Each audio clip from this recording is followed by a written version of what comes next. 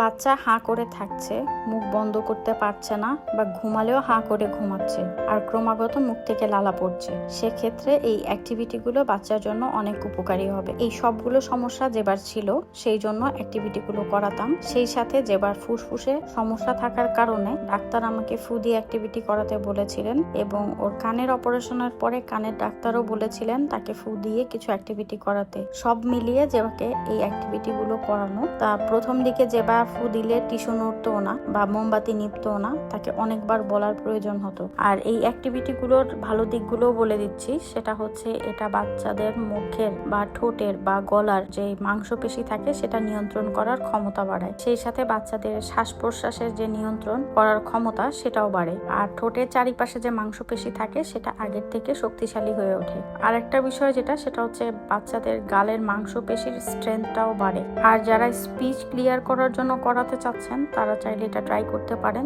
এটা বাচ্চার জন্য অনেক উপকারী হবে। এখন অনেক আপু বলতে পারেন যে আপনি এত ছোটবেলা থেকে করাচ্ছেন, তারপরে তো যেবার স্পিচ ক্লিয়ার হয়নি। আসলে যেবার স্পিচটা ক্লিয়ার হওয়ার সম্ভাবনা কতটুকু আছে আমি জানি না, কারণ তার হিয়ারিং কিন্তু 70%, সে 30% শুনতে পারে না। কিন্তু এই অ্যাক্টিভিটিগুলোর মাধ্যমে তার হাঁ করে থাকা, মুখ থেকে লালা পড়া, সারাক্ষণ জিহ্বা বের করে রাখা, এই অভ্যাসগুলো মোটামুটি নেই বললেই চলে। কিন্তু যেবা যখন অনেক বেশি টায়ার্ড থাকে বা অনেক ঘুম পায় তখন কিন্তু ও জিহ্বা বের করে রাখে, এছাড়া বাদবাকি সময় রাখে না। আজকের মতো অ্যাক্টিভিটি দেখানো শেষ, চলে যাচ্ছি। অ্যাক্টিভিটি প্যাটার্ন গুলো যাতে হারিয়ে না যায় সেজন্য সেভ করে রাখেন ভিডিওটা, আর যাওয়ার আগে লাইক, ফলো, শেয়ার, কমেন্ট করে যাবেন।